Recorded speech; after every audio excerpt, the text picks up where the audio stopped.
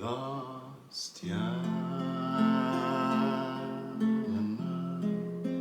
får dyssa dig sömn. Håll av en plats till mig i din dröm. Och vär dig rädd mens du sover, for natten skader ingen, og jeg lover.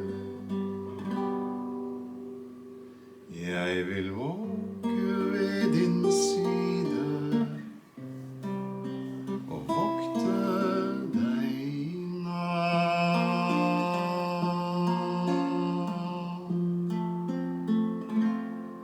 Og senere, når dine øyne åpnes, og dagen skjenker av sitt lys til deg, vær da ikke redd mens du våker, for dagen er din venn, og jeg lover, når den er over,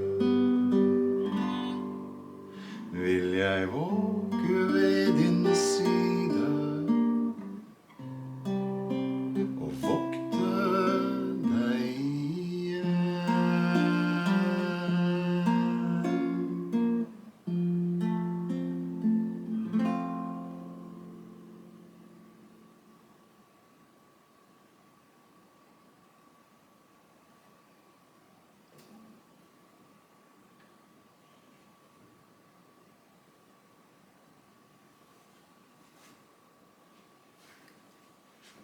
Hi, and welcome back to our second reading from The Red Lion by Maria Schepers. In our first reading, we covered a slight introduction and the prelude of the book. And now we move into Adam Cadmon's manuscript. First book, The Prima Materia. A quote from Eliphas Levi, Rituel de la Haute Magie. No one should start thoughtlessly down the path of the arcane sciences. For once he starts, he must persevere to the goal. Otherwise he will be lost. Once on the path, a single doubt will produce madness. A single stop will cause a fall. A single attempt to shrink back will plunge the luckless soul into a bottomless abyss. You who are now beginning to read this book will be either a king or a madman once you have finished. You can do what you want to with it, but you will never hate or forget it. If your heart is pure, it will be a shining torch. If your heart is strong, it will be a weapon in your hand. If your heart is wise, it will become still wiser. But if your heart is base, this book will be hellfire to you. It will brand your soul and weigh your conscience with eternal sorrow and restlessness. End quote. Chapter 1. Sebastian, who never succeeded. Hans Burgener is an alien to me now, as his body that died and was replaced but a few centuries ago I was he, a creature of excited joys, anxieties, and ambivalent feelings. He was a miserable, greedy, and confused creature, but the spiritual ferment that lifted my life out of the cycle of ceaseless repetitions began with him. And so he must start my story. Come with me. like a priest of the Orphic Mysteries. I will lead you into the darkness of night, through deep, moonless forests, down the paths of the nether world leading to the gates of Hades. Do not be afraid. I have a torch, and I know my way. You will not get lost, and at dawn we will come to the temple of the rising sun. I was born in Swandorf in 1535. I suspect my father had little to do with the matter. It was more likely the work of his robust, arrogant young workman. My father was a miller, fat, pale, short of breath, and meek. My mother cared about as much for him as she did for a flour sack. My mother was the most emotionally unstable woman I have ever known. The entire house was saturated with her shifting, unbearable personality. You never could be sure who you would meet there, the romantic, gentle noblewoman, the self-flagellating Puritan ascetic, the drunken, wet-lipped courtesan, or the screaming fishwife who cursed everybody in the vilest possible terms. She would change her opinions from minute to minute, and, since it was her nature to enforce her will, not even a flea could rest peacefully in her presence. People were always running around trying to obey her contradictory orders. When everything was total confusion and even the animals were nearly insane, she looked very happy. I am surrounded by sheer idiots, she would screech suddenly, then burst into the tears brought about by her enjoyable excitement. She often cried publicly over her fate. While my father sweated in terror, she would sob out all the sacrifices she had made for him, how she had buried her youth and hidden her beauty in his dusty mill. At this point, she invariably brought in the traveling nobleman who had sworn eternal love to her. She said, I could be wearing silk and velvet, sobbing pathetically, and here I am rotting in a stinking hole where everybody uses me. None of you have ever said a good word to me in my whole life. I work my fingers to the bone for you, and nobody even says, thank you, Teresa. My mother always talked about her beauty as if it were one of the 7 wonders of the world. If any man so much as looked at her, she thought he was already her slave, whether he was a skinny apprentice or a decrepit sack carrier. When the awkward peasant women were waiting to get their flour ground, she would wink and wave behind the back of some unsuspecting workman and show them how he gobbled her up with his eyes or tried to touch her. She was a tall, large-boned woman with legs like pillars. Her large, pear-shaped hips made her shoulders look narrow.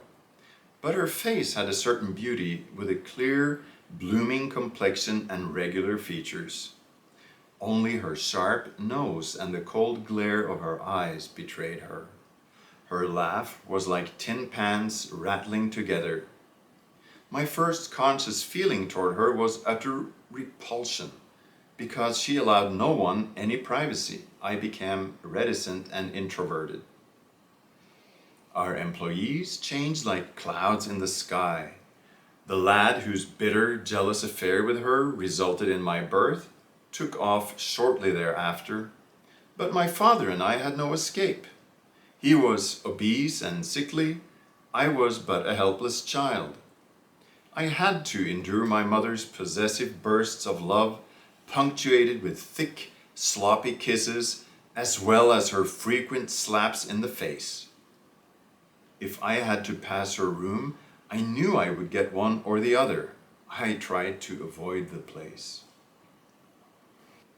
In addition to all these things, my mother was a miser who begrudged every bite of food anyone ate. She would eat delicacies in secret and then preach to my father and me about the sin of overeating and how the scriptures forbade it. I was growing rapidly and always hungry, so I stole from the pantry continually, eating everything I could lay my hands on. My father also suffered from hunger. It was both pitiful and amusing to find him in his own pantry, stuffing like a thief. Whenever I caught him, he would hand me a sausage or a piece of beef, blushing at the thought of being my partner in crime. He would say, "Here, Hans, I'm already on dessert, but your mother mustn't find out about it. It would hurt her deeply to know we were eating like this. It's useless to explain to her that God gave me a disgust for fish cooked in water. She's so dogmatic about religious matters." "Father, do you really believe she fasts herself?" I asked through a full mouth. "Why, I saw her in the outhouse eating a duck stuffed with chestnuts." "You were spying on your mother in the outhouse?" He looked reprovingly at me, but he couldn't sustain the pose for long. Finally, he waved his hand. "You don't understand her, Hans. Our salvation is really important to her. Here, I have left a little jam for you. Throw the jar in the creek when you get through." But my father escaped from her sooner than I. One evening during dinner, the spoon stopped halfway to his mouth.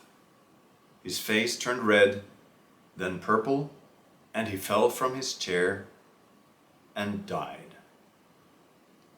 My mother mourned in a wide variety of characters. At first, she became the dramatic widow of "my poor sweet darling." She invented sentimental fantasies about his last hours and what he had said to her when he felt death approaching. "You were the most magnificent woman in the world, Teresa. If I had 100 lives, I could not repay what you have done for me. What would I have been without you?" The truth, of course, was that she had cursed the dear departed most terribly just a few hours before he died, because his linen trousers had split when he bent over. Later, I heard her tell someone acrimoniously, "I knew he would end up this way. He just gorged himself to death." But otherwise, life at the mill was varied and interesting. Peasants from the neighboring villages brought news along with their wheat to be ground. And not far away was a broad highway that bore distinguished coaches as well as peasant wagons. I did not spend much time at home, for I heard the songs of the traveling journeymen, free spirits marching toward the great magnet of Nuremberg. Frequently I would accompany them until I was forced home by fatigue and hunger. I drank in their tales and inhaled the atmosphere of joyous restlessness and the search for the wondrous unknown. Then I would dream of the highway stretching to infinity under my feet, and in my dreams I never went back. My mother had an uncle named Sebastian who came to see us occasionally. She was greatly ashamed of him, but for some reason she was also afraid of him and gave him everything he wanted instead of throwing him out. He was a tall, lean man with a dark complexion and a nose like a vulture. His eyes were always bloodshot and he had yellow teeth. He had lost an ear somehow or other and he was always dirty. But even though he drank heavily, he could read and write, and when he talked, everyone listened. My mother said he was an incorrigible liar, but even she listened. He would tell about foreign countries, islands peopled by dark-skinned natives, giants and dwarves, one-eyed monsters and flying people, and he made them all as real as the people around us.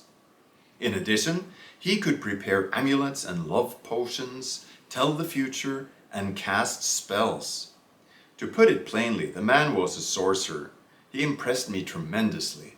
I thought he was the most wonderful person I had ever known. Gradually, I realized why my mother was afraid of Sebastian. She thought he would cast a spell on her and his mere presence would curb her horrible temper. This made me idolize him all the more, and I began following him everywhere. I would watch with a mixture of wonder and horror as he talked and gesticulated to himself. "No," he would say, "no one stands a chance unless he was born under the sign of Saturn." Then he would stop and bleat scornfully.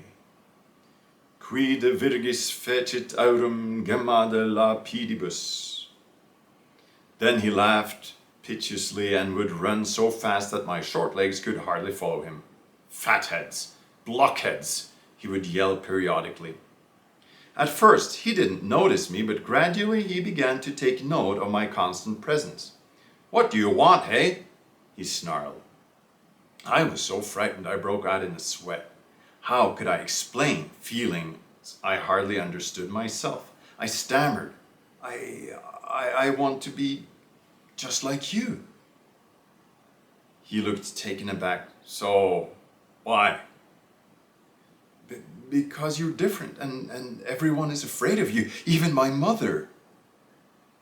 He stared at me, and for the first time since I had known him, the mocking, bitter expression left his face. Suddenly, he seemed a different man, old, tired, and defeated. "Run along and play, my son," he said colorlessly. "Don't try to follow my example. Make the sign of the cross and banish me. I am accursed. Someday you'll have this mill. Grind flour there and prosper, and don't even think about anything else. Don't pay any attention to me. I'm just a crazy old duffer who talks nonsense. I have no real learning, and I've never made anything out of myself. I've frittered away my life chasing the will-o'-the-wisp of gold. I wanted to rule 3 worlds, but I'm going to die in the gutter." Tears filled his eyes, and my heart was filled with infinite pity. Don't say things like that," I begged and began to cry myself. "Why are you crying?" he demanded roughly. "Cry over something that's worth it. You do see it's no good being like me, don't you?" "No, I don't," I insisted. "I want to learn spells and practice magic so people will be afraid of me and do what I want them to." Sebastian broke into loud laughter. "You are stubborn, boy, just like I was." He grasped me by the shoulders. "Well, if I don't take you in hand, someone else will deceive you. At least I can see to it that you don't lose your head completely. It wouldn't do you any harm to learn to read and write." He was wrong even about that, poor soul. And so, Sebastian began to teach me. He became very attached to me, so much so that he could not leave. Before that, he had never stayed more than a few months until his restless spirit would drive him on. Now he stayed to be with me, to the intense irritation of my mother. He told me all his secrets and sorrows, and I came to love him like a father. I learned to read, write, and count easily because he made it so interesting. And I even managed to learn some Latin because he would translate for me the quotations with which he always prepared his speech. He had a few books on alchemy. I threw myself into them and read them all until I knew them by heart. Once I understood all the words, the books intoxicated me. The one that made the greatest impression was the story of Nicolas Flamel, the famous French alchemist. Flamel had gained possession of the Philosophorum Lapide, the philosopher's stone. Flamel had been born in Pontoise in 1330. He was just one of the teeming poor of Paris until suddenly in 1382 he became a very wealthy man. So wealthy his funds seemed inexhaustible. He founded 14 hospitals and built 3 churches. Even the king began to notice him, and the Estates General made an investigation. All they could learn, though, was that Flamel had the philosopher's stone and had acquired his wealth by turning non-precious metals into precious ones. His own story was that he had bought a cheap manuscript on a piece of bark, and after 21 years of trying to decipher it, had taken it to Spain as a last resort. Here he had found a learned doctor at Santiago de Compostela who was able to decipher the document and translate it. It turned out to be a letter by a Jew named Abraham, in which he told his brethren how to make the philosopher's stone. Flamel also stated that the miraculous substance could not only transmute metals, but could also prolong life. Prolong life. I wasn't much interested in gold. It was the possibility of escaping death that filled me with fever, stirring my soul to its depths. Sebastian realized how much the tale had moved me, and he was frightened. "Listen, Hans, for God's sake, it would be better if you didn't believe a word of this. I was dazzled by alchemy too, did everything I could to find the philosopher's stone. Once I worked for a charlatan who spread the rumor that he had the aurum potabile. It was just a cheap confidence game. He tried it out on a baron, got found out, and paid for it with his life. His elixir didn't save him, and the adventure cost me 1 ear. Still, that doesn't prove every alchemist is a fraud," I declared stubbornly. "Can you prove to me that the philosopher's stone does not exist?" He was silent for a moment, turning his eyes away. "No, Hans, I can't say it doesn't exist, because it does. But people like you and I can never get it. The passion for it simply ruins our lives. We fly into its flame like insects. Alchemy is an amusement for princes. The beggar on whom the yellow flame shines winds up in the torture chamber. If it is even whispered that some wandering mountebank has the red lion, some king, prince, or priest will capture him. Then the poor fool will gorge himself on the food they offer and begin to drink because he knows he doesn't have it. Then he will hem and haw until his patron tires of him and takes his head from his body. Of course, not everyone caught like that is a quack. The lunatic gets caught too.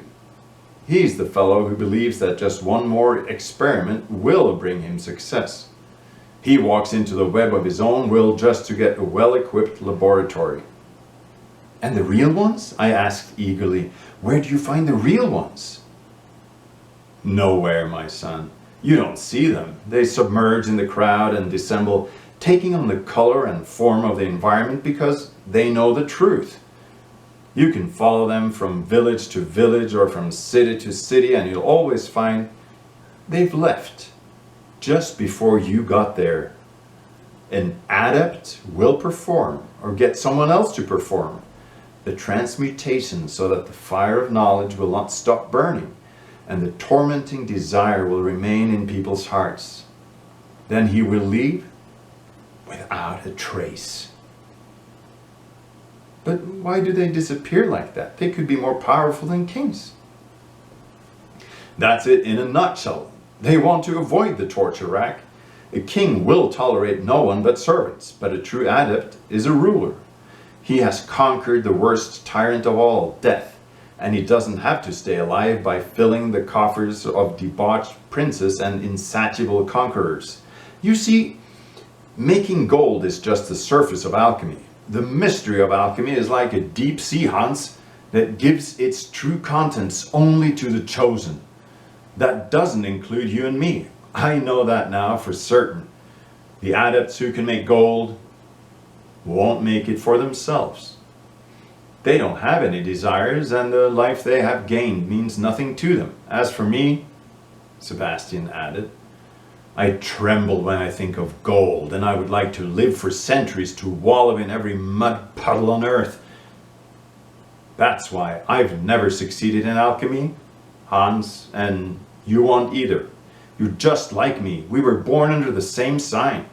So forget about alchemy, or you will become an unwanted vagabond and lose the life you have instead of becoming immortal." He might have spared his breath, for I was contaminated to the roots of my soul. The only part of Sebastian's words I had really heard were his assurance that the elixir really existed, and if it existed, I would get it. Just because Sebastian had failed didn't mean that I would fail. I didn't mean to die. I had to live a long time, forever. I didn't want to turn into a stinking, puffy corpse as my poor father had. He had started to rot in a few hours in the summer heat. I could not bear the thought of that. It was hateful and degrading. Meanwhile, Sebastian began to drink more and more. "I'm drinking partly because of you now, Hans," he would tell me when I reproached him. "I see you're irrevocably committed. I only wish the example of my own fate could save you." I tried to keep him from drinking. I would beg him not to ruin himself, for without him, I couldn't bear to live with my mother. He cried at that. He had begun crying more and more lately. Finally, he gave me his word he would not drink any more. The next morning, I had to bring him home from the tavern in a wheelbarrow while everyone jeered and laughed. But I was obstinate. Even dead drunk, I thought, his little fingernail is worth more than all your hollow heads put together, you imbeciles. Death found him in a drunken coma. He lay motionless with his fallen jaws, colorless and wizened. I could no longer hope that he would crawl out of bed coughing and complaining of a beastly headache. Suddenly he lifted his bloodshot, tear-stained eyes to mine and spoke. "Don't say anything, Hans. Please, don't say anything. Why should you believe my promises? I'm just a rotten animal fit for the rubbish heap, but this is the last time. Spit in my eyes if you find me getting drunk again. You'll find out." And then I knew what it meant to be all alone in the world. I ran behind the granaries and cried, angrily stamping my feet. Why had Sebastian left me here? I needed him like meat and drink. He held the key that could lead me to my goal. This was the second time I had seen death at close range, and I knew I would never get used to it. A few minutes before, he had been alive with thoughts and feelings, telling about islands in the warm blue sea where treasure palaces rise, wondering aloud what types of beings lived on other planets, watching the moon and talking about Cyclops and other monsters. And now, he was dead. His nails were violet and his body rigid, and there was an alien smile on his mute face. No, it was wicked and meaningless. Sebastian should have lived so much longer, and as for me, I would not die at all. My mother became more intolerable as she got older. As a widow, she no longer had any inhibitions about her passions, and our workers made fun of the maneuvers she used to crawl into their beds. They openly called her a whore. Anyone who had an affair with her immediately considered himself master of the house and started ordering me around. Finally, she fell in love with one of the hairy-chested gorillas and decided to marry him, even though she was 20 years his senior. I, of course, didn't agree with her decision at all. I knew he was only stringing her along to get control of the mill. But it was no good talking to her. Her sensual desires controlled her completely, and during our violent arguments, she always sided with her lover. She called me a big, malicious lout jealous of his mother's happiness. She had never had any real happiness in her life, she told me. First, she had been a slave to my father. Then she had, quote, nurtured me with her heart's blood, unquote. And now, when she could find true happiness, I was causing trouble. That was enough. Not even the pleasant old house and familiar landscape could keep me there any longer. They were alien now anyway. Sebastian seemed to have taken all their warmth and light with him when he died. Beyond our home was the golden highway where wagons and coaches rolled into the sunrise. I was filled with feverish impatience. What was I doing here? Every day I lingered, I was missing something out there in that wide, unknown world. Even at the mill, we could feel the pulsation of Nuremberg's fiery heart. The wandering journeyman brought it to us in all its richness. I could not wait. I didn't bother to say goodbye to my mother.